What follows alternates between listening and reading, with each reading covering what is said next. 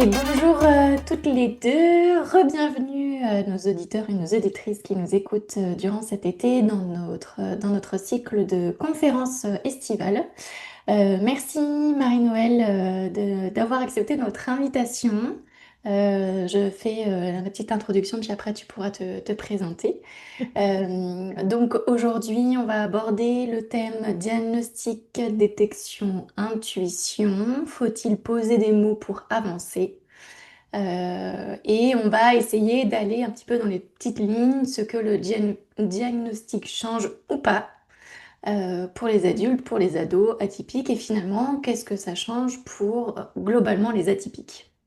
Marie-Noël, à toi la parole. Est-ce que tu peux te présenter, s'il te plaît? Oui, merci pour l'invitation. Moi, je m'appelle Marie-Noël Dejean. Je suis psychologue du développement. J'habite dans le sud du Morbihan et je suis psychologue depuis 16 ans à peu près. Dans mon quotidien, j'accompagne des enfants, des adolescents et des adultes atypiques.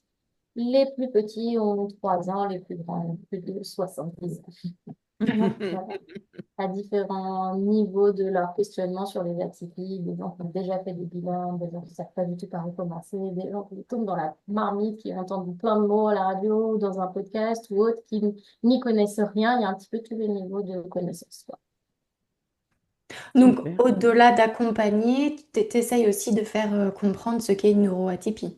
Tout à fait. Un rôle d'information, de remettre du discours scientifique vulgarisé, que tout le monde ait les bonnes notions au bon endroit, pour énormément de confusion, quoi, souvent. Donc, pour moi, mon rôle, c'est aussi d'informer, partager, Ouais. faire comprendre une connaissance, quoi. Et d'accompagner aussi après à mieux ou bien vivre ou mieux vivre avec soi et donc avec ses potentiels neuroatypies. Oui, être plus en paix, plus en équilibre, surtout mieux répondre à ses besoins personnels, avec une prise de conscience qu'on a des besoins particuliers. Donc, il va peut-être falloir faire des petits aménagements dans son quotidien pour se sentir mieux et oser faire des aménagements. Donc, oui, l'accompagnement, ça fait vraiment partie de ma pratique, quoi. J'ai vraiment un morceau bilan, un morceau accompagnement. Ouais, super. Bon. Mais Je me c'est- permets, oser des aménagements, tu as parfois un peu d'opposition à ça? Bah oui, c'est-à-dire, je suis une personne extraordinaire, mais je voudrais rentrer un rond dans un carré. Donc, je voudrais aussi travailler 70 heures par semaine, travailler en open space alors que mes oreilles ne peuvent pas supporter ça, ne faire aucune pause, ne pas m'accorder de temps de repos alors que je suis plus fatiguée que quelqu'un d'autre. Voilà. Je pense surtout à ces choses-là. Ouais, évidemment. Bon, on va, c'est super, on va en parler et développer parce que c'est vraiment des points super importants justement dans le mieux vivre et bien vivre avec ses spécificités, ses particularités. C'est pas-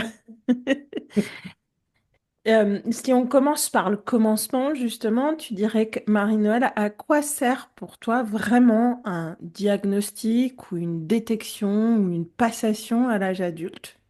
Puis Ouais. après, on abordera aussi la différence entre l'âge adulte, l'enfant et l'adolescent.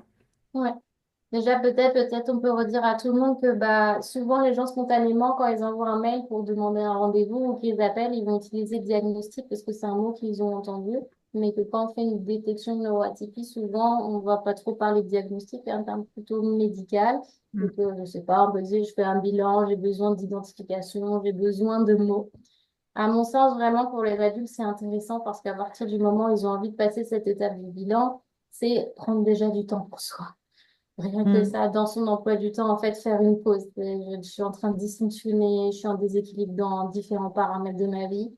Et là, d'un coup, je me dis, en fait, il faut que j'aille farfouiller ce sujet un peu ombre de moi-même, où des fois, depuis tout petit, on me dit, je suis originale, t'es d'une autre planète, un extraterrestre et l'autre, et c'est quelque chose que j'ai planqué sous le tapis, et à un moment, bah, ça ne va plus.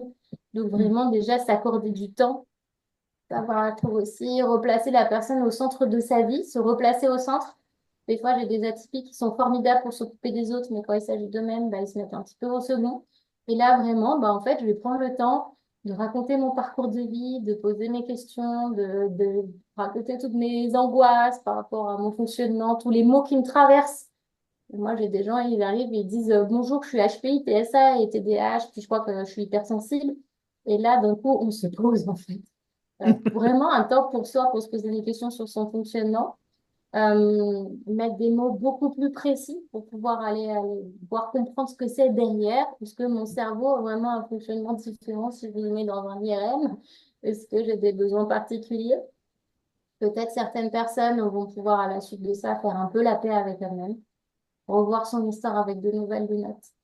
Mm. C'est-à-dire que bah, maintenant que je connais, j'ai ce petit pièce de puzzle là qui me manquait pour comprendre ma vie, et bah, je peux retraverser toute mon histoire. Qu'est-ce qui a été facile, difficile. Peut-être je peux faire des liens avec des mots qu'on m'a dit que j'ai pas forcément compris, que j'ai mal interprété. Et vraiment, moi, je trouve que l'étape du bilan, c'est aller se connaître dans les moindres recoins. Mm. Euh, c'est un peu le labyrinthe à aller explorer, ouvrir plein de petites portes. Même si on pense pas être concerné, moi, j'ouvre toutes les petites portes pour voir s'il n'y a pas de truc qui se cache derrière. Plus je me connais, bah, plus je suis en équilibre dans mon quotidien, quoi. Mm.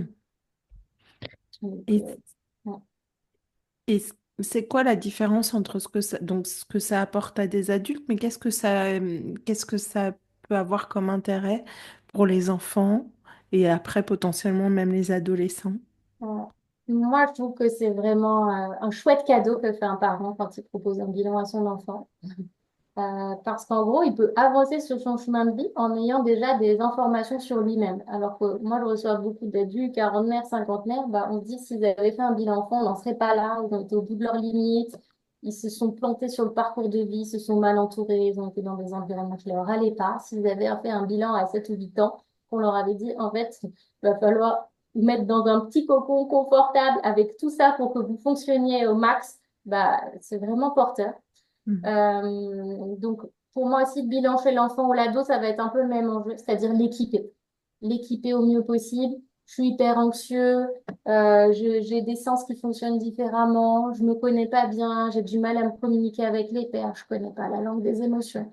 Bah, si je le sais à 7 ans et je donne les outils à la famille, bah, à 8 ans, ça devient un pro des émotions de cette Mhm. langue qu'ils maîtrisent parfaitement. Du coup, moins de conflits dans les interactions futures, dans le couple, dans les relations amicales, dans son lieu de travail, dans tout. Donc vraiment, pour moi, il y a une notion d'équiper tôt pour Mhm. pouvoir construire avec des bases bien solides. Renforcer l'accompagnement parental quand il y a des petits manques par-ci par-là pour que ce soit fluide pour tout le monde et qu'il y ait une bonne entente familiale avant d'arriver en thérapie familiale adulte parce qu'on n'a pas géré nos conflits enfants. Prévenir. Moi, je fais beaucoup de prévention aussi chez les enfants parce qu'au travers du bilan, je vais voir des petites choses au niveau éventuels troubles alimentaires, syndrome dépressif, des automutilations, des choses qui me questionnent dans la manière d'entrer en relation. Donc, c'est prévenir sur d'éventuels autres troubles psychiques qui pourraient arriver par la suite si on ne les prend pas en compte alors qu'on les voit aux prémices. Donc, si on intervient tôt, on peut vite faire quelque chose. Et un rôle d'information, c'est-à-dire qu'on informe les parents sur qu'est-ce que c'est que cette atypie qui concerne votre enfant, ce qu'elle englobe, ce qu'elle englobe pas, et en quoi ça va changer son futur ou pas. Mhm. Donc vraiment, l'enjeu, je trouve, est un peu différent chez les enfants, les ados que chez les adultes, quoi. Donc Moi, je là, conseille de faire tôt, en fait, quand on peut. Pas trop tôt, c'est-à-dire avant 7 ans, l'émotivité fait que c'est compliqué pour eux d'être évalués par un adulte inconnu et autres. 7 ans, c'est assez stable. On a vraiment des échanges approfondis dans le cadre des entretiens. On peut vraiment aller assez loin dans la qualité des questions, etc. et des réponses. Donc, à partir de 7 ans, c'est un bon âge. Super. donc là, en gros, c'est équiper au mieux un enfant dès qu'on a des doutes, finalement, en tant que parent, ou si on a été alerté à l'école ou quelque chose comme ça. En revanche, il y a quelques années, je dirais pas plus de 5 ans, on disait, ah non, non, non, faut surtout pas poser d'étiquette, la fameuse étiquette. On le dit Ouais, et toujours. en même temps, à un moment, mon enfant, il a des particularités, je le comprends plus, je réponds à côté, je vois qu'on n'est plus raccord, etc. Bah, si on l'entend en tant que mot étiquette, c'est inquiétant. Si j'entends, il a ça, c'est rassurant, en fait. Il a ce fonctionnement-là, je suis précis, je sais comment il fonctionne, je peux m'informer. Enfin, pour moi, il y a un moment de soulagement. Finalement, c'est assez rare, moi, que j'ai ceux qui viennent à moi n'ont pas peur de l'étiquette. Ils ont peur que l'enfant soit stigmatisé autour d'un mot par les autres, en dehors de la famille. Une enseignante, un grand-parent qui ne comprendrait pas, et autres. Mais l'étiquette, finalement, moi, c'est pas un frein dans mes quotidiens. Et tu dirais que c'est quand le vrai bon moment pour chaque individu, personne, pour réaliser ce bilan dans sa vie? Voilà. Idéalement, pas avant d'avoir complètement fissuré la carapace, c'est-à-dire pas idéalement avant le burn-out. Mais je pense qu'en fait, il faut pas mal de paramètres pour déterminer si c'est le bon moment. Ça, c'est toujours une question que je pose aux gens quand ils veulent faire un bilan. C'est, en gros, est-ce que je suis disponible mentalement dans ma tête? Parce que pour le bilan, bah, on va devoir raconter son parcours de vie au cours d'un entretien, d'un anamnèse plus ou moins poussé, ça dépend de qui on croise sur son chemin comme professionnel. Et Mm. la personne, elle va aller lier de ma vie intra-utérine jusqu'à maintenant. Est-ce que j'ai la dispo mentale et l'envie de raconter mon parcours? Est-ce que je ne suis pas parasitée par d'autres choses en même temps qui me demandent beaucoup d'énergie? Je suis en plein déménagement, je viens de prendre un nouveau poste la semaine dernière, je suis en pleine rupture, je sors d'un deuil, il y a quelque chose d'important dans ma vie qui va prendre 80% de mon cerveau. Bah, la plupart du temps, les adultes passent des bilans où il y a des échelles de performance cognitive. Si je suis contrariée par quelque chose, je ne vais pas être bon. Le risque, c'est que je sois sous-évaluée. C'est-à-dire Ouais. qu'on n'a pas vu à quel point j'étais brillant parce que j'étais contrariée par quelque chose. Donc pour moi, il faut qu'il y ait une petite fenêtre dans sa vie. On est tranquille, on est dispo, on a le temps d'aller au rendez-vous et pas les mettre entre deux créneaux. Je vais courir partout en métro, en train, etc. Il faut une disponibilité mentale. Il faut une disponibilité énergétique. Si je suis en ce moment, je suis pas en forme, je traîne un énorme rhume depuis 3 mois, j'ai des symptômes ou une errance médicale, j'ai quelques symptômes dépressifs et tout, bah c'est pareil, ça vaut le coup de différer un peu et être au top de sa forme. Mm. Est-ce que j'ai la dispo financière? Hein, on a des gens qui seraient prêts à se mettre dans le rouge, c'est quand même un assez gros budget de faire un bilan, peu importe l'âge, hein. On est au moins sur entre 400 et 500 euros, je pense qu'il faut le dire aux gens. Et du coup, est-ce que cette somme que je vais sortir là, je la dispose et elle va pas m'empêcher de répondre à mes autres besoins dans mon quotidien? Si je mange pas la dernière semaine du mois parce que j'ai fait le bilan, moi, ça me pose vraiment question, quoi. Mm. Donc voilà, est-ce que ma santé mentale est bonne? Alors les gens ne savent pas toujours s'évaluer, je trouve que c'est pour ça que le premier entretien il permet de dire, attendez, remettez-vous un petit peu sur pied, après on verra. Est-ce que je suis prêt à faire des passages à l'acte pour la suite?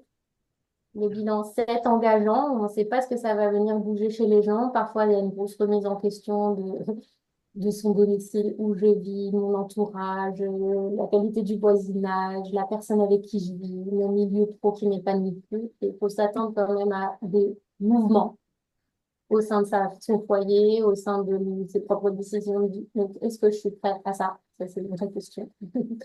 Est-ce que je suis prête à ce qu'on découvre d'autres choses? Je suis partie des personnes qui viennent voir avec une hypothèse d'hypersensibilité ou de sensibilité. Est-ce que c'est pas l'arbre qui cache la forêt? Si je découvre qu'on est plus dans le spectre de l'autisme, est-ce que je suis capable d'entendre ça ou mon monde entier va s'écrouler? Mm. Parce que j'ai pas en ce moment des TIH suffisants, parce que j'ai pas de ressources, j'ai pas de personnes ressources. Donc, il faut aussi que la personne soit prête on va explorer. Est-ce que tu es prêt à ce qu'on aille vraiment explorer tout? Est-ce que je suis prêt aussi à ne pas du tout relever de la neurodiversité? C'est-à-dire que je me suis reconnue dans des témoignages et autres. Je suis sûre que c'est ça, c'est sûr que c'est sûr. Je suis HPI, c'est sûr. Et puis en fait, on voit que le QI est assez standard. Il y a des originalités, mais c'est pas ça. Et Mm. là, il faut aussi que la personne puisse accepter de s'inventer une autre histoire pour la suite, puisque c'est son identité depuis des années. Donc pour moi, quand on est dans le cadre de ce premier, on va dire, sniffage, ce premier moment où on contacte un pro pour le bilan, le pro devrait poser toutes ces questions-là. En Ouais. même temps, dit pourquoi vous voulez faire un bilan, quoi. Et je sais que c'est pas toujours fait. Mm. Et d'ailleurs, c'est super intéressant parce que tu utilises le mot bilan. Ouais. Ouais, on fait un point là sur sa vie. Moi, j'utilise souvent le mot bilan. C'est vraiment avec cette notion on se pose tranquillement et on fait un point de vie en fait. On est à un carrefour de vie, on fait un point.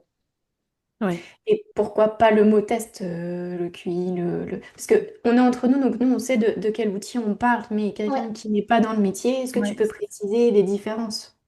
Oui, bah pour moi, le test, c'est un petit bout du bilan. En fait, moi, quand j'entends bilan, j'entends un espèce de petit chemin qu'on va faire ensemble avec la personne que j'accompagne. Souvent, ce premier entretien, on apprend à se connaître. Un vrai entretien d'anamnèse. L'entretien d'anamnèse, c'est l'entretien où on redessine tout le parcours de vie de la personne sur plein d'aspects. Sa naissance, son développement psychomoteur, son développement affectif, se faire des amis, avoir un amoureux ou pas, avec ces questions d'identité sexuelle, d'orientation sexuelle, comment on mange, comment on dort, qu'est-ce qui est Mm. facile pour lui dans la vie, le parcours scolaire, il est fluide, le parcours professionnel, toute cette petite histoire de vie avec les éléments clés que la personne a envie de raconter. Ça peut être les traumas, les deuils, les éléments clés qu'il a envie de partager. Ensuite, on a le test. Et le test, c'est une maille du grand collier du bilan. Mm. Donc, le test n'est pas le même pour les enfants que les adultes. Et pour moi, ce test, si on dit juste test, souvent derrière, il y a le test cognitif. Donc, c'est clairement le psy ou le neuropsy qui sort la petite mallette. Mm. Vous, en tant que coach, vous faites aussi des bilans, je crois, de douance ou des choses comme ça. C'est un morceau de l'histoire du bilan. Et souvent, on rajoute un test de personnalité ou un questionnaire de personnalité et des échelles complémentaires.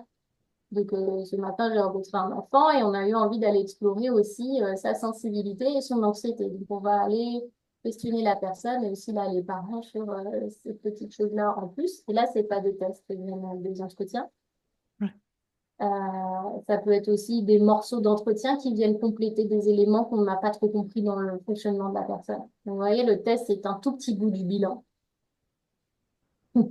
Ouais. Et est-ce que pour toi, il y a, est-ce que tout le monde, selon toi, pourrait avoir besoin de ce passage-là pour avancer ou pas? J'ai envie de dire, peut-être que si tous les humains avaient 5 ou 10 heures pour se questionner sur eux-mêmes, on aurait moins de conflits dans notre société. C'est une Oui. réalité. Donc, en fait, je me dis, ce serait génial si tout le monde pouvait avoir accès à ça. Prendre 10 heures avec quelqu'un pour réfléchir à sa vie, ses besoins, son fonctionnement, ses particularités, ce serait formidable. Mais on n'en est pas là.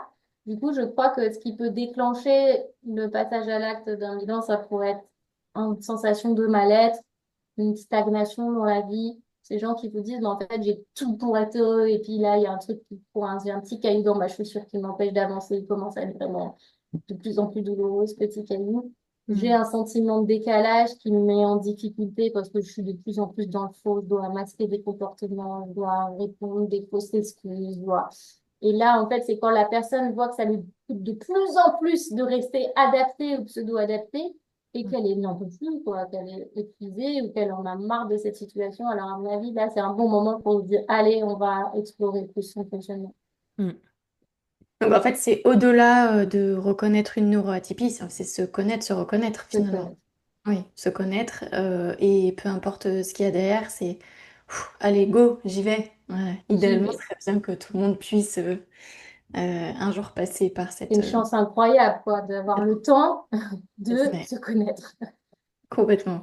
Et de mieux relationner après et avec soi et avec le monde, en fait, presque, j'ai envie de dire. Est-ce que si tu te connais mieux, tu relationnes mieux? Bien sûr. Surtout Mm. pour moi, toute première chose que je dis aux gens, si tu te connais mieux, tu réponds mieux à tes besoins. Et à Eh oui. partir de là, il y Mm. a beaucoup de choses compliquées dans la vie qui deviennent un petit peu plus simples. Ça va, on a à peu près le même discours, donc c'est bon. Les gens qui nous connaissent vont reconnaître aussi l'intérieur de tes questions, j'adore. Euh, Marie-Noëlle, est-ce que tu peux, avec ton expérience, nous dire aussi les conséquences du mot justement où on va poser dans la sphère médicale le mot diagnostic? Toi, non, toi, c'est un bilan. Est-ce qu'il y a vraiment une conséquence dans l'appropriation, en tout cas, pour les personnes? Est-ce qu'il y en a qui vont considérer que c'est une maladie? Est-ce qu'il y en a qui vont considérer... Quel est le rapport? Euh, Bah, ils arrivent parfois, ceux qui vont utiliser le mot diagnostic spontanément dans la première approche par mail ou par téléphone, c'est des gens souvent qui sont en souffrance, Mm. du coup, qui pensent qu'une partie de leurs symptômes ou de leurs difficultés dans la vie sont liées à leurs atypies. Et à mon sens, souvent, c'est pas ça qui crée vraiment leurs difficultés. Ça peut être un morceau d'explication, mais il n'y a pas que ça. C'est des gens qui ont souvent aussi des troubles associés ou des choses autres qui les gênent pour fonctionner.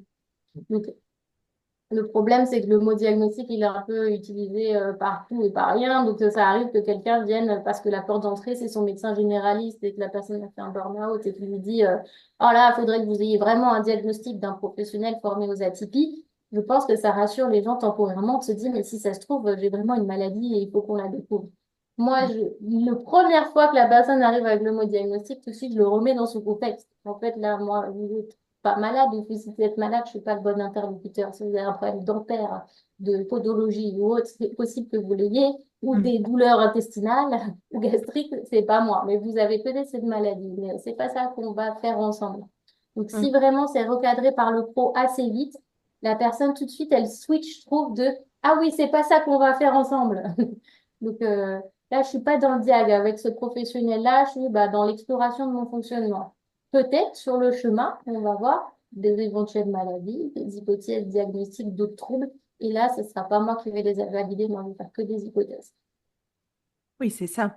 Et Ouais. du coup, dans des hypothèses de troubles, après, toi, tu envoies, tu Ouais, je vois. redirige. En fait, à la fin, quand on fait la restitution du bilan, je fais tout un tas de préconisations que la personne, elle élite son projet de vie, donc elle va suivre ou elle va les suivre. Je les mets par ordre d'importance, je lui dis, attention, là, quand même, il y a un risque pour votre vie, pour votre santé physique, pour votre santé mentale, comme ça. D'accord. Et là, ça m'arrive toutes les semaines de dire à quelqu'un, allez chez le dentiste, allez chez le podologue, allez chez l'ostéopathe. Les gens arrivent complètement tordus à la vérité. Enfin, donc, oui, je redirige aux soignants qui Oui. soignent un mal spécifique chez la personne, un mot de dos euh, ou autre, ou au besoin de changer de lunettes, la vérification d'audition. Donc, en fait, c'est vraiment, là, c'est la suite du chemin. La personne souvent me fait un retour de ce qu'a dit le soignant. Et là, on va vraiment être dans un diagnostic. Si la personne, elle a une rage dedans, la dentiste va faire un diagnostic de rage dedans.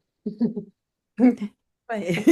Et c'est important hein, de bien le poser dans le cadre, quoi, que ben, ça permet de définir un contour et les limites de Chaque chaque pro. professionnel. Mm. Mais je pense en fait c'est parce qu'il y a une petite confusion aussi, les gens mélangent un peu tous les psys. Donc ils ne Mm, voient pas toujours la différence entre le psychiatre et le psychologue. Le psychiatre est un médecin qui, dans la fin de ses études, a choisi de se spécialiser en psychiatrie. C'est un mm, médecin. Il fait des ordonnances, il fait des diagnostics, il donne des médicaments, il fait des diagnostics. Le psychiatre n'est pas un médecin. Le psychiatre, il a suivi des études de psychologie. Le Donc il est psychologue, vraiment pas dans le psychologue, il est vraiment pas du tout dans la sphère médicale. mm, Donc, en plus, si les gens vous rajoutent, je cherche un neuropsy, quand on entend neuro, on entend médecin. Les mm, neuropsychologues, souvent, ne sont pas du tout médecins. Ils ont suivi un parcours psychologique et leur spécialisation, c'est la neuropsychologie. Comme moi, la spécialisation que j'ai faite, c'est le développement de l'enfant et de l'ado. mm, Donc, c'est aussi, je trouve, aux professionnels qu'on voit de nous reclarifier si on arrive avec un petit décalage de perception. Donc, mm. moi, les gens me redisent toujours, mais vous n'êtes pas neuropsychologue? Non. Mais pourtant, vous faites des bilans? Oui. Donc, c'est à chaque pro de dire aussi ce qu'il est et ce qu'il n'est pas. C'est ouais, super. Hein. Question de posture professionnelle, je pense qu'on pourrait refaire une conférence parce que je suis pas sûre que ce soit clair pour même la personne qui exerce dans son métier. Et c'est pas évident non plus pour une personne qui est en dehors de cette sphère de faire la différence parce qu'il y a le mot psy un peu partout finalement. Ouais. Donc on se dit psy égale santé égale médecin. Mm. Et après, c'est la vision française. Je pense qu'on va moins questionner quelqu'un qui a le mot psy dans son titre pro que les autres, comme peut-être Annabelle et moi, coach et coach, c'est quoi et machin. Finalement, j'ai l'impression que coach est vachement plus compris que les autres métiers avec le mot psy. Il y a beaucoup de dérivés aussi, Oui, oui. accompagnant, psycho, quelque chose. Enfin, moi, je dis toujours aux Complètement. gens, vous choisissez un pro, parce que j'ai des gens qui me contactent de l'autre bout de la terre, des fois. Donc, je leur conseille d'aller voir quelqu'un qui habite près de chez eux. Mais je dis, mais questionnez sur le parcours scolaire, sur les formations suivies, sur des fois un précédent métier qu'on a pu faire avec ce métier d'accompagnant.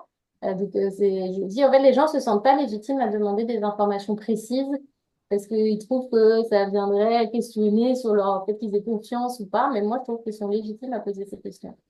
Alors, si je peux me permettre, toi, t'es ouverte. Mm. J'ai déjà été voir des psys qui se disaient, mais en gros, bah, qu'est-ce que tu demandes? J'ai mon titre, mon diplôme est affiché au mur, qu'est-ce que tu veux de plus? Ouais, c'était ça, hein, le sous-texte, hein, Bah, vraiment. ça doit questionner. Déjà, cette Oui, complètement. fermeture à Je suis vouloir décrire pareil, son parcours doit questionner. Si vous n'êtes pas à l'aise avec ça, il faut aller voir quelqu'un d'autre. Oui, complètement. c'est ça. Mm.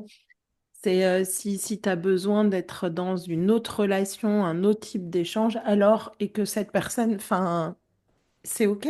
C'est Et juste de que c'est pas la confiance. bonne Enfin, cette personne personne, je pour vais lui toi. livrer une grosse partie de ma vie, tous mes traumas, tout ce qui est difficile pour moi. Et là, elle veut pas me livrer un tout petit bout de son parcours pro. Donc, ça Mm. doit poser question, quoi.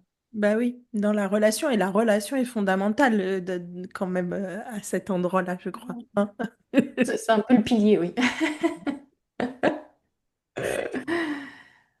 Pour toi, Marie-Noël, est-ce qu'il y aurait un risque à trop attendre quelque chose d'un bilan? Euh, voilà, tu vois, cette attente un peu trop. Et Bah, ouais, sciemment, faut quand même remettre les gens dans un contexte où, quand ils vont repartir avec leur petit bilan rédigé, signé, tamponné, et le lendemain, ça va pas changer leur quotidien. C'est eux qui vont devoir faire des passages à l'acte pour bouger des choses s'ils sont inconfortables dans leur vie. Donc, effectivement, c'est pas genre, j'ai eu le mot où on a validé mon fonctionnement et dès le lendemain, ça va changer. Le risque aussi, c'est d'être persuadé qu'on a ce type de fonctionnement et de ne pas pouvoir entendre que finalement ce n'est pas ça, ou que c'est ça plus ça plus ça, parce qu'on a quand même pas mal de gens qui cumulent plusieurs ATB et vont rentrer avec la porte d'entrée. Non, mais j'ai celle-ci. En général, ils choisissent celle qui les arrange le plus, avec laquelle ils sont plus confortables. Par exemple, je suis hypersensible, ça va, j'ai des troubles de la sensorialité. Bon, là, non, moi, je n'ai pas ça. Enfin, donc, voilà, le risque, c'est de croire que ça va changer notre vie dans l'instant, dès le lendemain ou alors de pas vouloir entendre que peut-être on n'est pas concerné par ce qu'on croit et par d'autres choses possiblement. ouais. Oui, j'étais en train de réfléchir en même temps de ce que moi je rencontrais aussi en rendez-vous j'ai très peu de fois annoncé l'inverse que ce que la personne attendait ou pensait, croyait d'elle. Et je sais pas comment elle l'a vécu sur le après. Sur le moment, elle était ouais, ok, ça fait sens. Mais je pense qu'il a fallu une petite déconstruction quand même. Et à la fin, je lui ai dit, alors moi, cette déconstruction, je l'accompagne pas, je suis coach, je reste à mon rang de coach, mais psy à fond. Donc j'espère que cette personne a été voir un professionnel de la santé parce que effectivement, dégommer quelque chose que l'on peut croire, c'est pas forcément évident non plus dans son Ouais, puis sens. c'est pas que une bonne restitution, c'est au moins 2 heures, quoi. Ce matin, j'ai vu un Oui. enfant, j'ai mis 2 heures et demie, en fait, le temps de prendre ses questions à lui, de lui expliquer ce que c'est, la dose atypique qui se cumule, le temps de décortiquer ce qui est vrai, ce qui est faux, ce qu'on a entendu à la radio, et ma tante a dit ça, et autres, tout décortiquer, et prendre vraiment étape par étape tout ce qu'on a découvert de son fonctionnement. Et je crois aussi que il faut accompagner par la suite, Mm. c'est-à-dire pas lâcher les gens avec leur restitution, même s'ils sont contents du résultat ou pas pour qu'ils puissent infuser, mais aussi avoir un espace pour poser toutes leurs questions, replacer leurs doutes. Hein. Vous avez des gens qui, même avec un résultat chiffré, vont continuer de douter. Mm. Ils se disent qu'on a peut-être été gentil dans l'interprétation des chiffres, qu'on a peut-être mal compris leurs réponses, qu'on n'a pas voulu faire de la peine. Enfin, vous avez des gens, avant qu'ils acceptent pleinement, il y a tout un chemin. Mm. Mm. Et il y a Oui, des gens aussi, je trouve, qui vont passer par une espèce de processus de deuil. oui. Ça, C'est-à-dire c'est ce qu'il que y a une j'ai. telle attente. Mm. C'est toute leur vie, je pense notamment pour le HPI ou le TSA, et je suis sûre, intimement convaincue que je suis concernée. Et là, quelqu'un vient poser les mots, et c'est bon, j'ai croisé des professionnels, ils ont validé, et tout d'un coup, je suis extrêmement triste.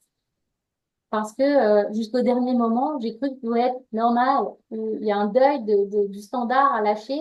J'ai toujours voulu être originale et en même temps, qu'est-ce que ça aurait été paisible d'être standard? Mm. Et donc, le deuil du standard, il est quand même à faire avec des gens qui sont tristes, parfois en colère. On voit vraiment, je trouve, tout le processus du deuil qui est mis en place Mm. jusqu'à trouver la paix, quoi. Hein. Ça, vraiment dans les accompagnements, tu vois, les personnes qui vont en même temps qu'ils sont coachés.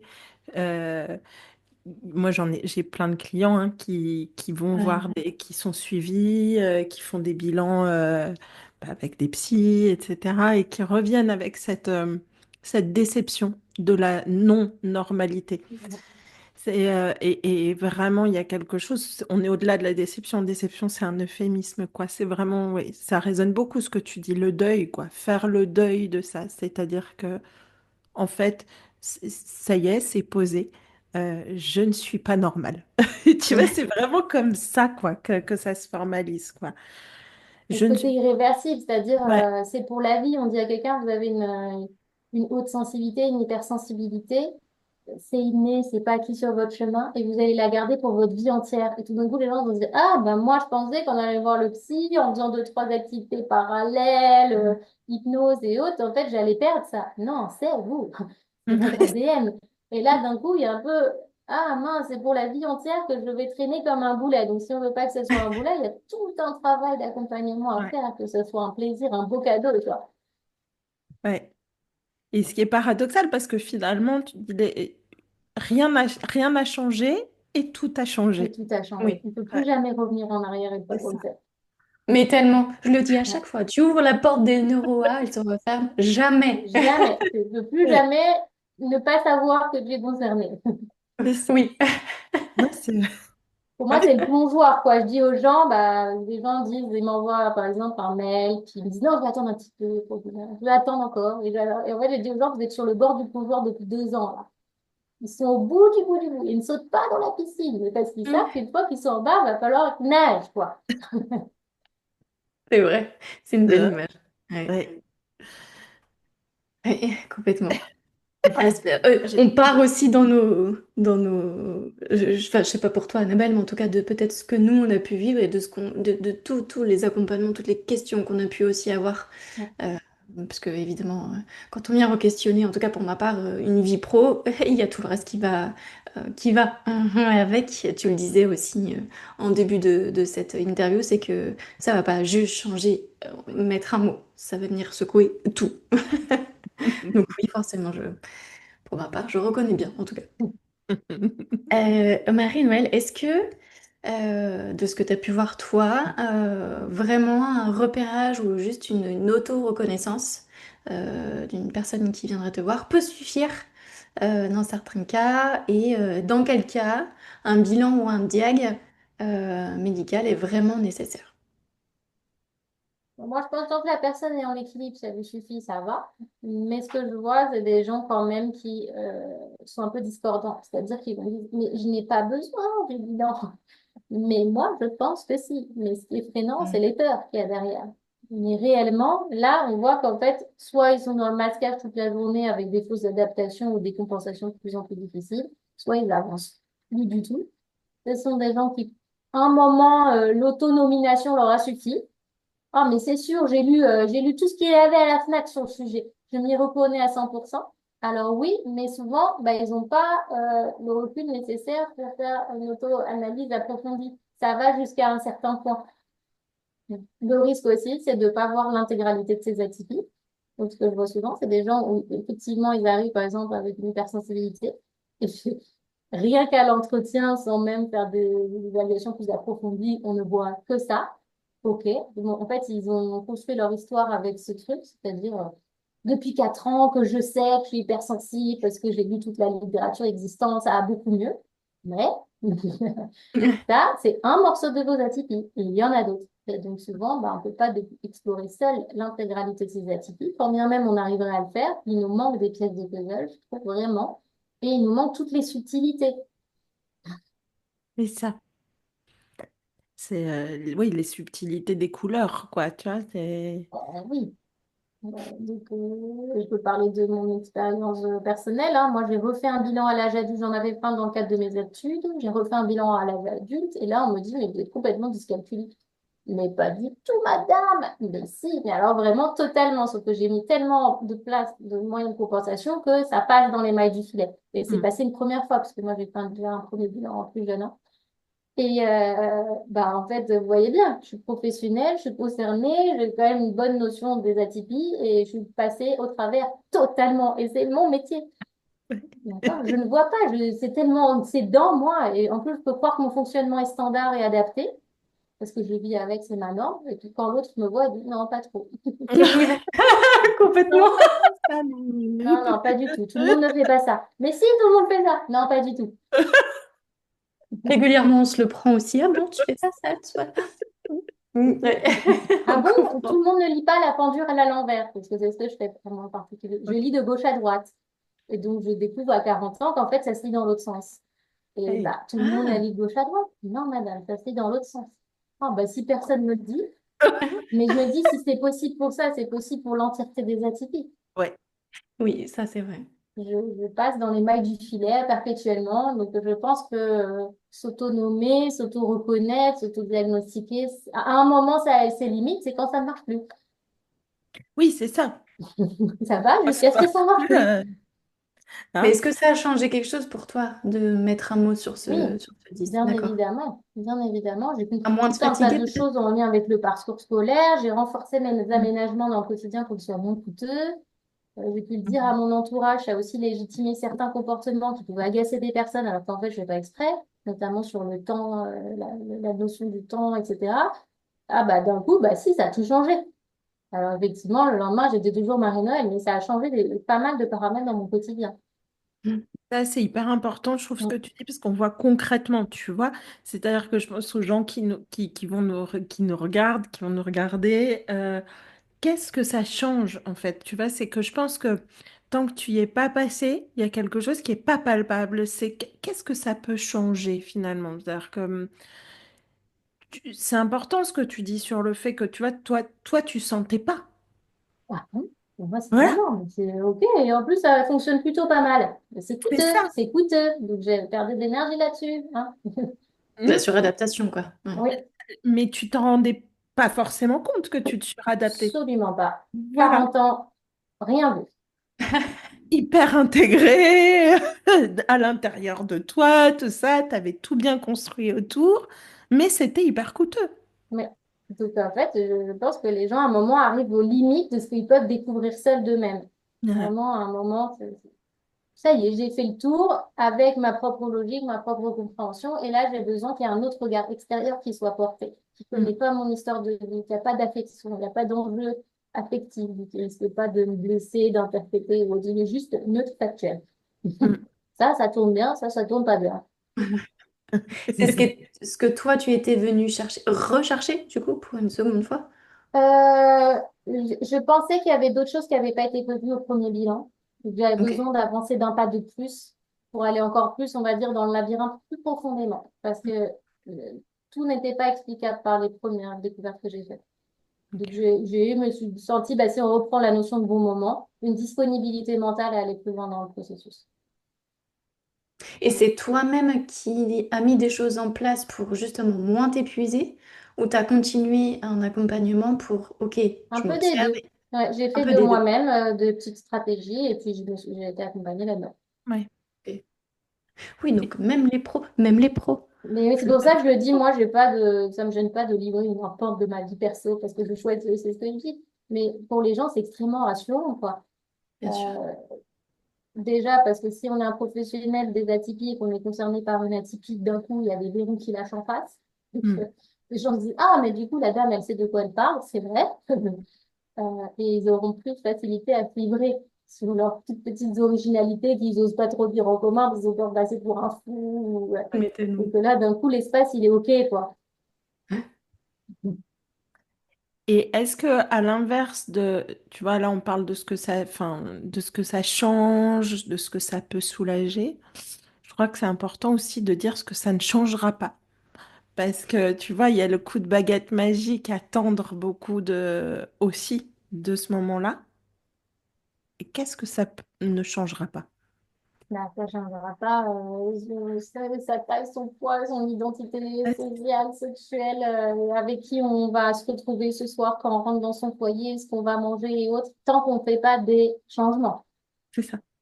Donc, en fait, le lendemain matin du bilan, on va se réveiller et on sera exactement pareil, peut-être un peu brassé émotionnellement, mais finalement, on est exactement la même personne, quoi.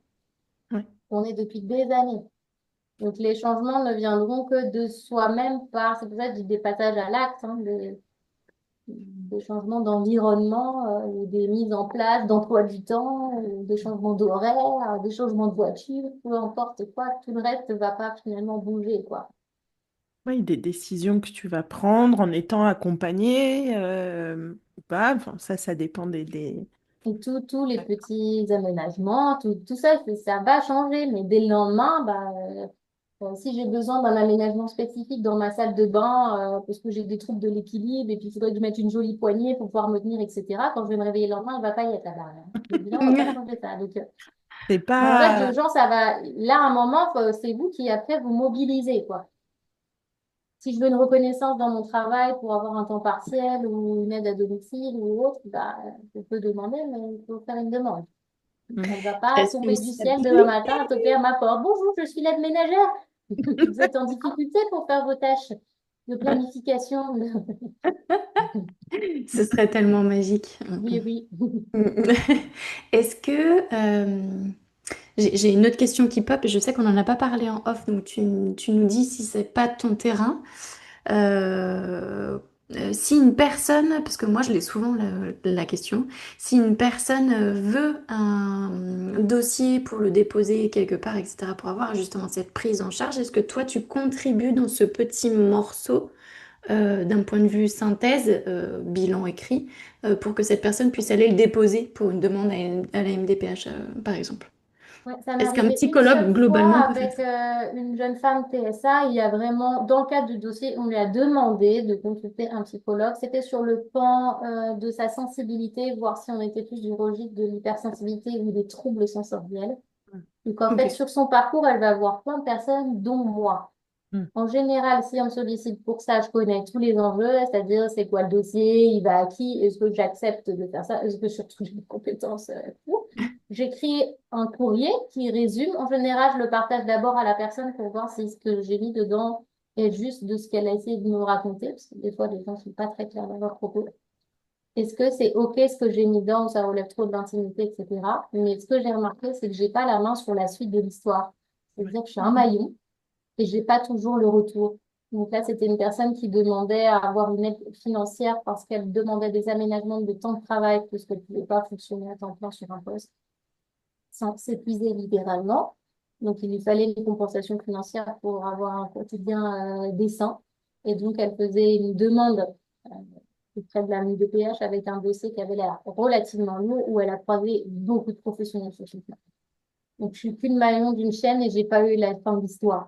Mm. Ça peut accepter aussi d'être petite pièce. En fait, ce Ouais. que j'ai plus, moi, ça va être côté enfant. Souvent, c'est des aménagements de CNED, par exemple, donc de l'école à domicile. Des enfants qui sont au bord de la phobie scolaire. Alors, par leur atypie et d'autres difficultés. C'est pas l'atypie qui fait qu'ils vont plus à l'école, c'est l'atypie plus ça, toute la constellation autour. Et donc là, j'ai pris un courrier, ça j'ai encore fait l'année dernière, au rectorat de secteur en disant mes arguments en faveur de l'école à la maison. Mm. Donc, je liste des symptômes, je dis, bah, moi, ce petit gamin-là, là, je ne me sens pas sur l'école pour telle raison, toc. Et là, j'ai souvent le retour parce que c'est des gens que je suis régulièrement. Mm. C'est intéressant hein, ce que tu dis parce qu'en fait, on se rend bien compte qu'en fait, tout ça, ça s'inclut au sein du grand système. C'est-à-dire, il y a la personne et il y a tout son système. Et que, bah, c'est, tu vois, pour reprendre l'horloge, quoi, je veux dire, c'est un rouage qui va en faire bouger d'autres. Et tous les rouages de ce système, ils sont reliés les uns aux autres, quoi. Et que et ce bilan et une potentielle ou plusieurs neuroatypies, c'est aussi, elles viennent s'inclure dans un système. Tu vois, quand tu parles de par exemple, la phobie scolaire, il y a la neuroatypie, mais il n'y a pas que ça. C'est plus. Les enfants, si les parents qui font partie du système hein, de l'enfant sont pas partie prenante de ça, il se passera rien en fait. Tu vois, c'est tout un système qui bouge aussi avec. Mais même là, je vois, pour cet exemple très concret du CNED, je peux dire profondément, sincèrement et professionnellement, je suis sûre que ce petit gamin ne veut pas retourner à l'école en septembre Mm. sans qu'il y ait de difficultés. Et le rectorat peut me dire, bah, je lui accorde 2 mois et après il y retourne. Ouais. Voilà. C'est-à-dire qu'à un moment, bah, c'est là où on voit les limites justement du bilan. C'est écrit noir sur blanc que Mm. pour sa santé mentale et physique, ça serait mieux, mais ce n'est qu'un avis, un Mm. seul, et dans un système qui va peut-être décider autrement de la suite. Et il va y aller à l'école en septembre. Ouais. Mm. Et du coup, eh ben, il va falloir trouver. Enfin, Voilà.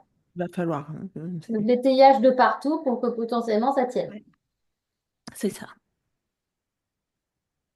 Parce qu'il peut y avoir besoin d'aménager, quoi. Ouais, Mm.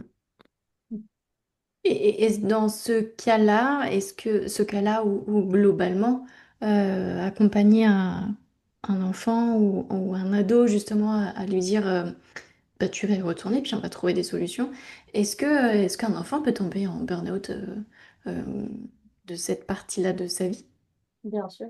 Alors, on va pas forcément utiliser une burn-out, on garde plutôt pour le secteur adulte dans l'univers professionnel.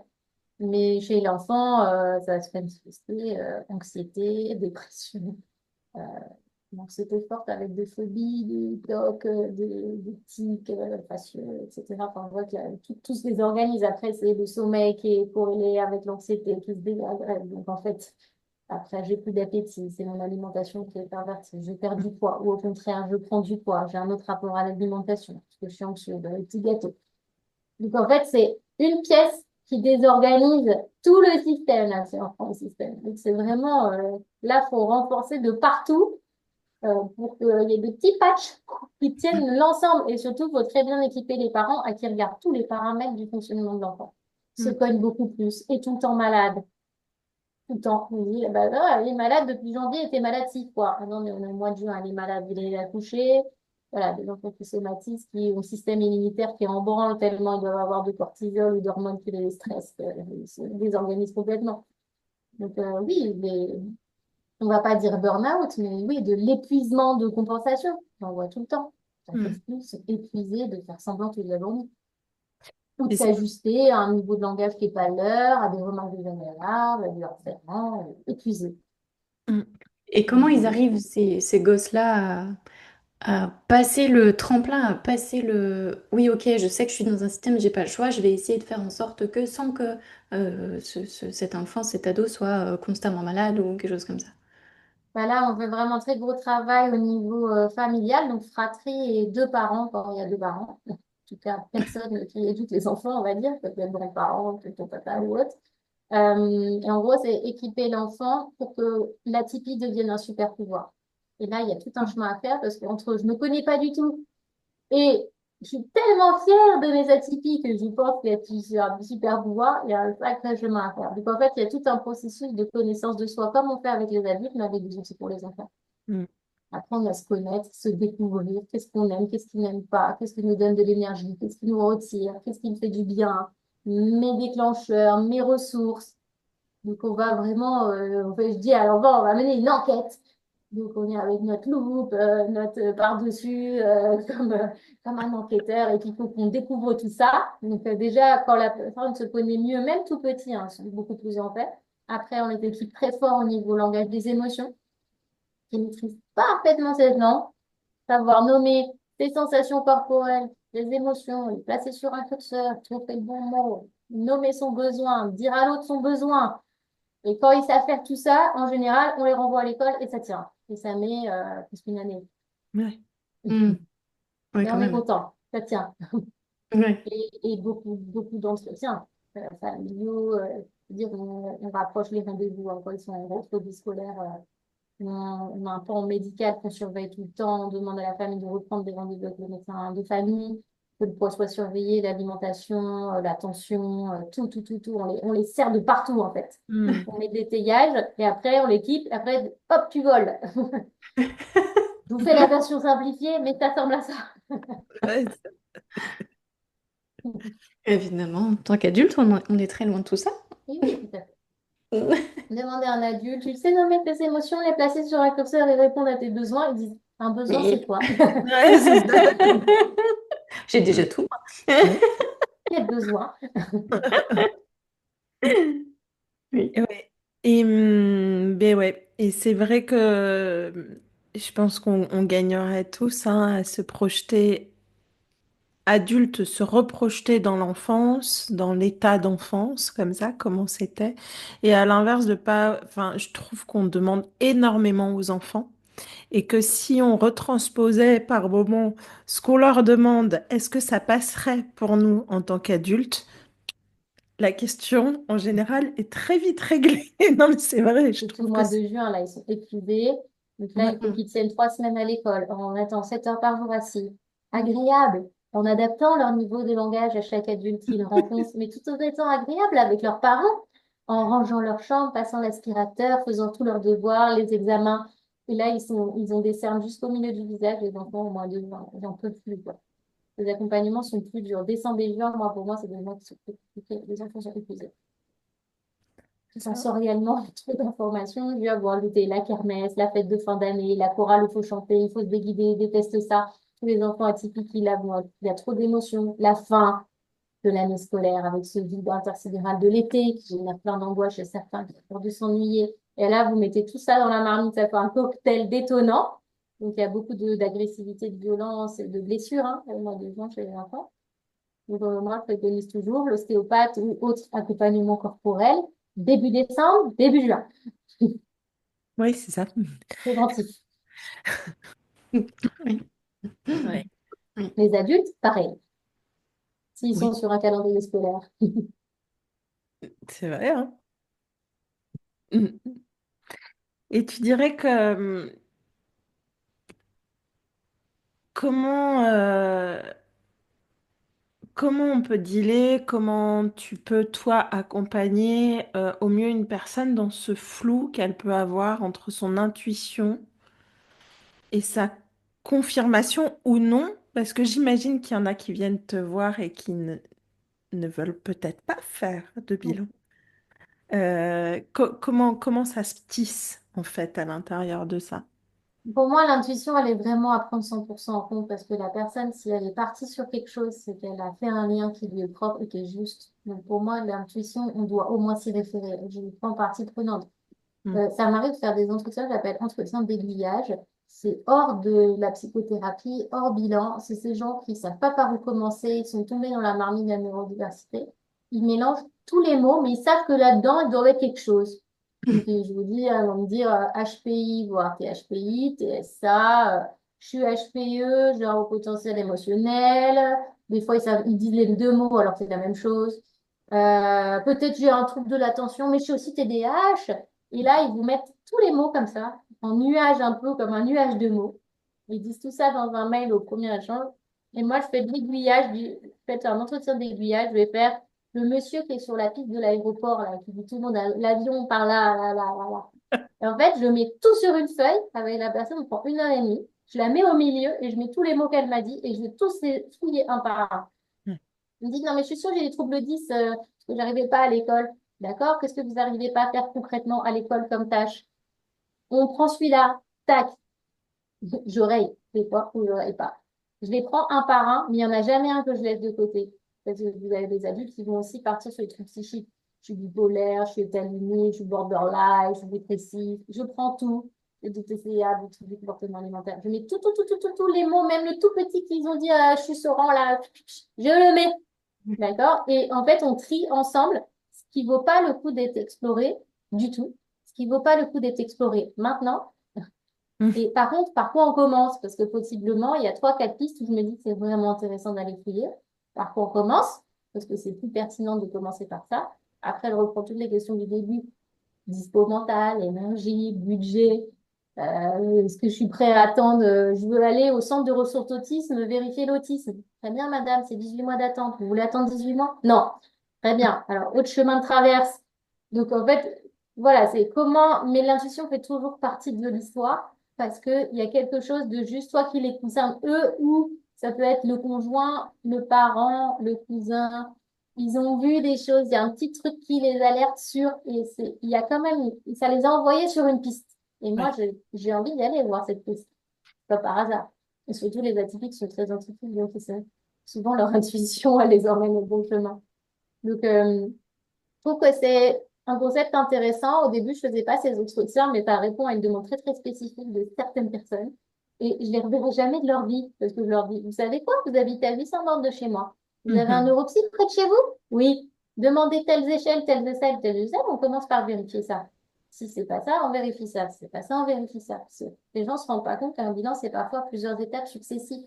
Mm. Donc, Oui. il y a des gens, le bilan, ça prend un mois et ils ont eu le rendez-vous, ils passent le bilan, ils ont la réussite, ils sont contents. Puis vous avez des gens, 2 ans plus tard, on y est toujours. Parce que un bilan entraîne un autre. Ah, on m'a dit de refaire un bilan orthophoniste. Et puis là, on m'a dit, bah, peut-être tu as des problèmes de coordination motrice. Il va voir un psychomotricien. Et hop, et on tourne de professionnel en professionnel. Donc c'est ça aussi de dire aux personnes, c'est être prêt à ce que le chemin soit un petit peu plus long que prévu. Ouais.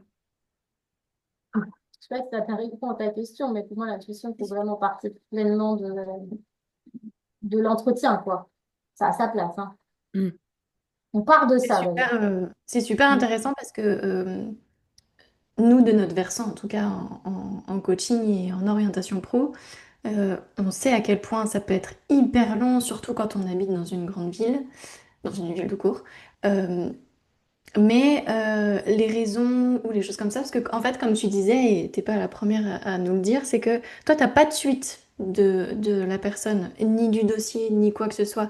Mais je crois qu'en fait, la personne concernée n'a pas vraiment de suite non plus. Je crois que c'est peut-être ça le problème. En Jusqu'à qu'un, général, ils ont une suite, mais il faut être très, très patient. Oui, c'est ça. oui, bah, d'où le mot passion, hein.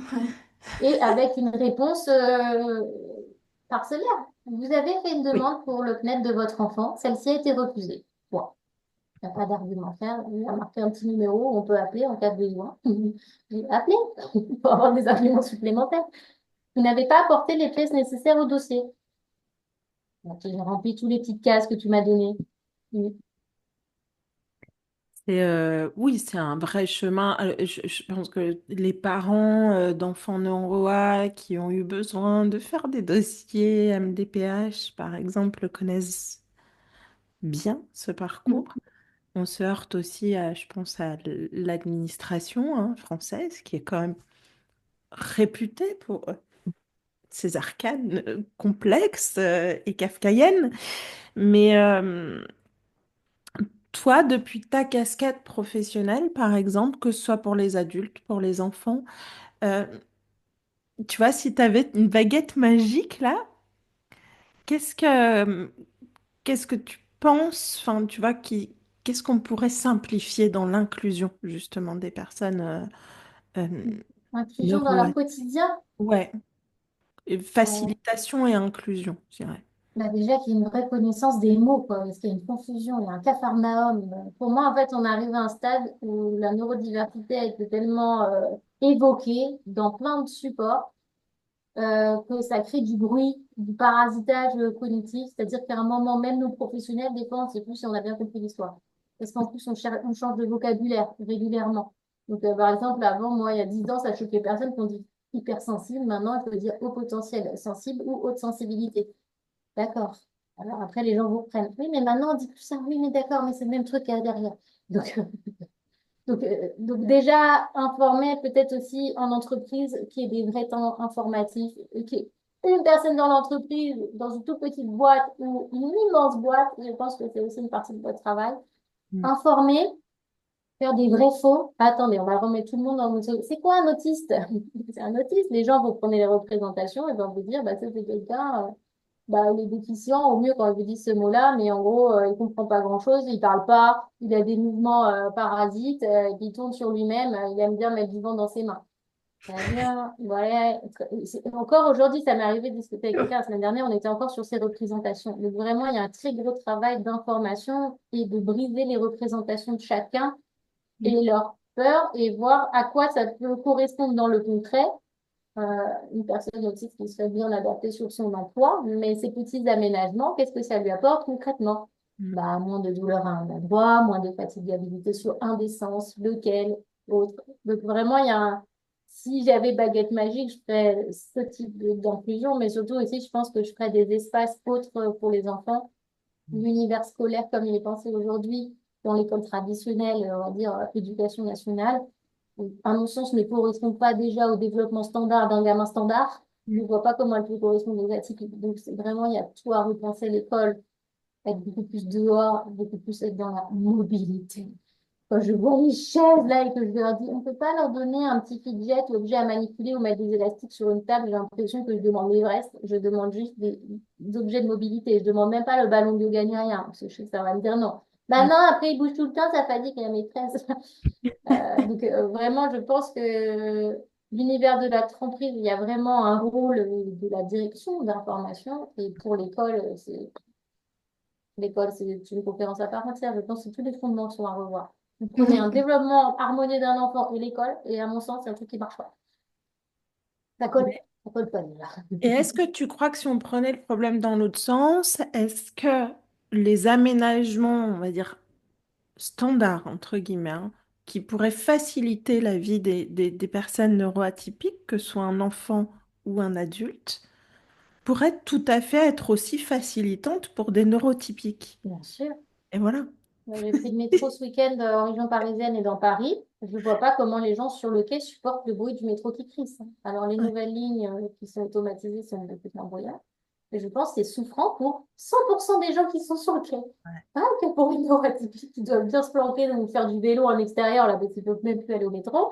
Mais ça, c'est douloureux pour tout le monde, quoi. L'odeur désagréable qu'il y a dans les lieux, la saleté, les couleurs criardes qu'ils ont choisies pour l'univers qu'on va tous partager alors qu'on est déjà fatigué par notre journée de travail. Enfin, à mon sens, ergonomiquement, sensoriellement, il faudrait déjà baisser tout un tas de paramètres pour que ça fasse moins de bruit. L'idée, c'est pas qu'il y ait des oreilles, moins d'infos partout, que ce soit beaucoup plus doux, les néons des bâtiments allumés la nuit, tous ces trucs qui sont trop d'informations, quoi, et trop vite. Ouais. Mm. Pour moi, il y a aussi de rythme. Tout le monde aurait besoin de ralentir. Je pense que les neuroatypiques ont besoin de plus ralentir que eux parce qu'ils sont plus fatigables ou de faire un autre rythme, peut-être parfois un peu décalé. Et en fait, ralentir, ça donne aussi pour 100% des gens. On va beaucoup trop vite. Pour prendre soin de tout ce qu'on doit prendre soin pour bien fonctionner, on va tous beaucoup trop vite. Ouais. Et j'aurais une dernière question parce qu'on arrive déjà à la fin, Marie-Noël. On aurait aimé continuer encore. On Euh, refera. Bien sûr, on refera, on continue. C'est évident, si tu as envie, bien entendu. Oui. Euh, Quelle est la différence entre reconnaissance intérieure, je me sens neuroa ou je me sens atypique, et la validation extérieure par un papier, bilan, diag, tout ce que les gens mettent comme mot dessus? Pour moi, c'est déjà être beaucoup plus précis. Ça rejoindrait un petit peu ce que j'ai dit tout à l'heure. C'est arriver aux limites de ce qu'on peut faire en s'autonomant. Donc, on manque de rentrer dans le détail, on manque de profondeur, on manque de vocabulaire quand on va s'autonomer, quoi. Pour moi, c'est l'étape supplémentaire de connaissance de soi, c'est d'oser aller parler ou montrer à un professionnel de cet univers, comment je fonctionne et qui valide ou pas que c'est ça qu'on appelle neuroatypique, quoi. Donc, c'est le pas de plus pour moi entre je suis sûre de moi, je fonctionne comme ça, et l'autre vient me faire miroir, quoi, presque en me disant, en fait, aujourd'hui, c'est ça qui se passe pour vous. D'accord. Et là, il y a un vrai cap supplémentaire, quoi. Ouais. Ouais. Le miroir et la clarification. Et la précision des termes et le déblayage. Moi, des fois, je dis, je vous imaginez, je vais passer la débroussailleuse dans votre jardin. Parce que là, les herbes sont beaucoup trop, je ne vois rien. Oh, et à la fin, qu'est-ce qu'il nous reste comme belles fleurs? Qu'est-ce qu'il faut un petit peu arroser? Là, les gens, ça leur parle vraiment, quoi. Ouais. Ne pas rester seul. On va rester seul aussi avec ce petit train-train et la petite histoire qu'on s'est racontée, quoi. On peut aller très, très loin sur une histoire comme ça, des gens qui se pensent concernés par une SCPI. En fait, pas du tout, du tout, du tout. Tellement pas. Mm. Euh, Donc, ça veut dire qu'ils se leurrent. Pour moi, le risque aussi, c'est d'être dans le faux self. C'est-à-dire de construire un faux personnage, une fausse identité. Ça veut dire qu'on leurre aussi toutes les personnes qu'on va croiser sur notre chemin en racontant une histoire qui n'est pas la nôtre. Ouais. Et ça, sur la longueur, bah, ça ne marche pas. Parce qu'à un moment, il y a des pertes identitaires, le questionnement de l'autre qui dit, mais je ne sais plus qui tu es, en fait. Qui es-tu? Et la personne peut se perdre en cours de route à force de masques. Donc, Ouais. pour éviter ça, à mon avis, c'est chouette à un moment de croiser une autre personne, autre que la super copine qui a déjà lu des livres, ou qui a déjà fait son bilan, qui va avoir ses limitations et surtout qui a de la tête. Donc, il ne va pas aller oser dire des choses ou pousser la personne dans des contradictions ou aller comprendre à quel point elle est dans le déni de certains paramètres. Un proche ne va pas faire ça. C'est Donc, important. Ce que mm, tu as dit tout à l'heure hein, aussi, c'est ça. Hein, je pense le grand intérêt d'aller voir un ou une professionnelle, c'est qu'il n'y a pas cet affect.